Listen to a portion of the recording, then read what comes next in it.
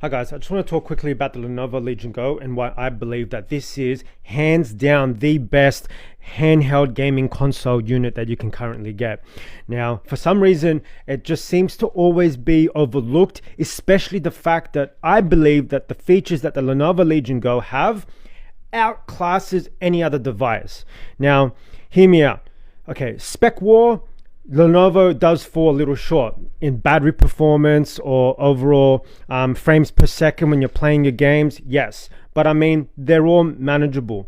What the difference is though, where the other units don't compete, is overall usability of the handheld unit. Now, Lenovo Legion Go went on a different path where they're not so much focused on handheld as like the others, where that is pretty much a handheld unit. That's what it is. That's what it's always going to be. Whereas the Lenovo Legion Go is a handheld unit, but it's a hybrid. So it's a tablet as well, meaning that you can detach the controllers and you have now a tablet PC.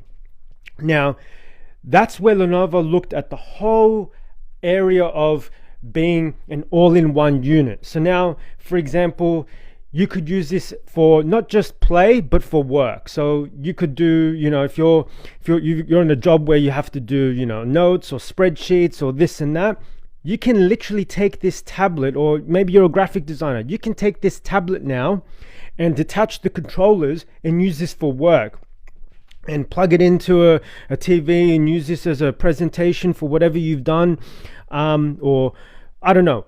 You can use this beyond just gaming is where I'm getting at. And it's such a sleek design. There is nothing screaming gaming on it. So even the controllers don't even have the Xbox colors, or, you look at the ROG Ally, it's all white with the colors of the buttons. So it's so discreet that even the controllers don't scream, look at me, I'm a gaming handheld. That's what you've got covers for if you really want to spruce it up. But it's just a sleek all black design. You remove the controllers, you've got nothing but a display. Nothing else screaming, gaming handheld or Lenovo Legion Go Game Pro or anything like this. It's just an all black screen, and you can use it for whatever you want. And that's the beauty of it. And I feel like a lot of people are overlooking the use case scenario that it's beyond just gaming.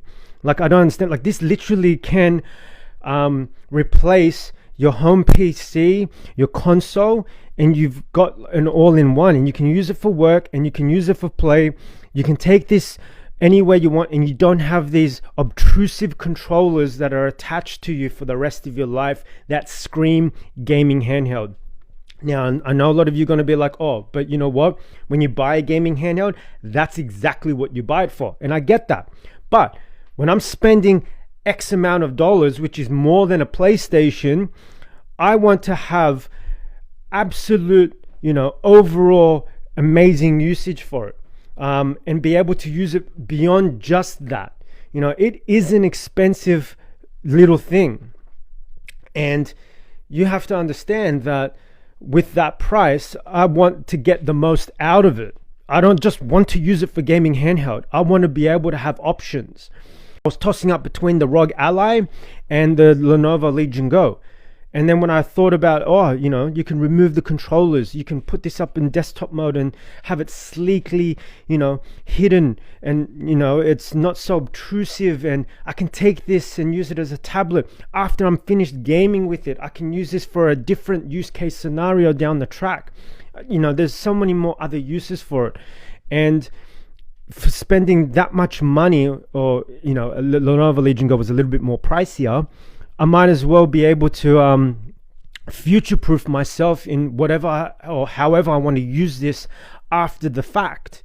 And that's basically what was the overall deciding factor. And even though they're similar spec, I don't know why ROG Ally just gets the praise that it does over the Lenovo. And I just don't understand, why don't people see beyond just the gaming handheld? Like, if you're gonna just fight for spec wars, you're not gonna really get that much, further than, I'm pretty sure the Rogue Ally is not that much more faster than the Legion Go. You know, Steam Deck, okay, I'll give it to you because, you know, it's optimized for that with the Steam OS. But I mean, like I said, the examples that I gave earlier, what are you going to do, you know, after with the Steam Deck?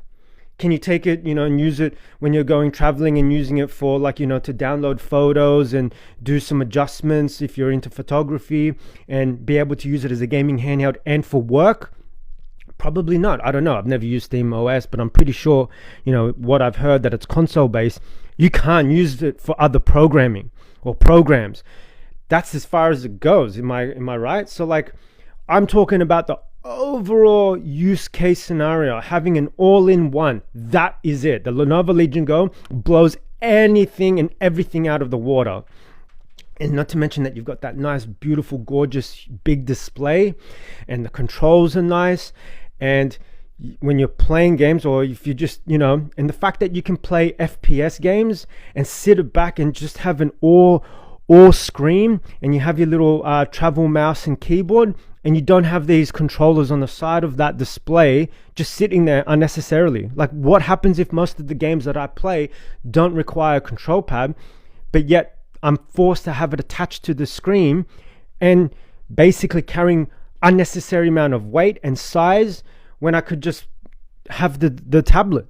So it gives you that flexibility of choosing how you want to, I guess, play it or take it with you at that time.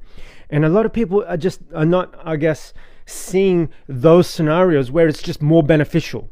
Okay, Steam Deck is better performance, all right, but the Lenovo Legion Go provides a better overall experience, especially for those who are looking to get more out of your handheld console. That's what it should be titled. And I feel like it's just getting shot down every time just on battery performance. Battery performance you can fix. Take a power bank with you. Done. Frames per second, okay, I'll give you that.